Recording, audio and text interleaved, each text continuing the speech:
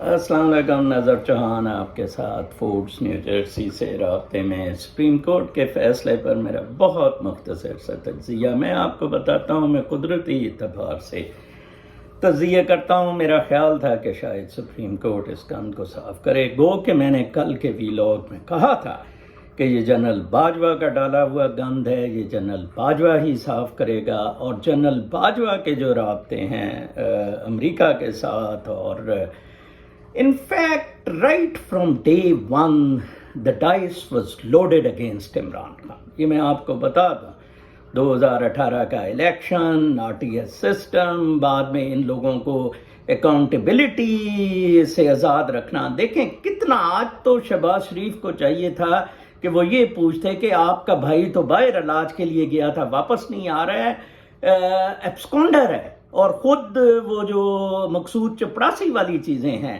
احمد نورانی کا میں ابھی ٹویٹ دیکھ رہا تھا، یہاں امریکہ میں کسی فیلوشپ میں لگا ہوا ہے، تو اس نے کہا جی یہ مطمئن رہیں آپ، یہ ڈیسیجن فوج کا ہے، یہ سپریم کورٹ سے فوج نے کروایا ہے۔ بالکل ٹھیک، کیونکہ باجوہ کو پتا تھا کہ اس کو جوتیاں پڑنی ہیں، سپریم کورٹ کو کہا، لیکن یہ کنٹرول اب بالکل باہر ہے۔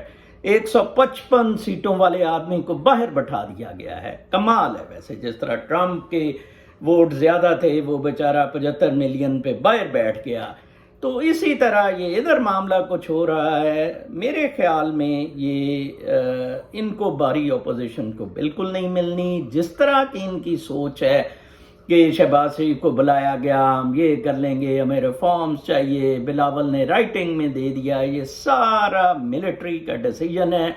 Public reaction against G H Q اور بڑھے گا، عمران کی پاپولر سپورٹ اور زیادہ ہوگی، عمران اور بڑا لیڈر بن کے نکلے گا۔ یہ میں آپ کو بتا دوں، یہ لکھ لیں، یہ فیصلہ بھی عمران خان کی ایک بہت بڑی جیت ثابت ہوگا۔ ساری ویسٹرن سٹیٹس کو کی قوتیں آہستہ آہستہ ننگی ہو رہی ہیں۔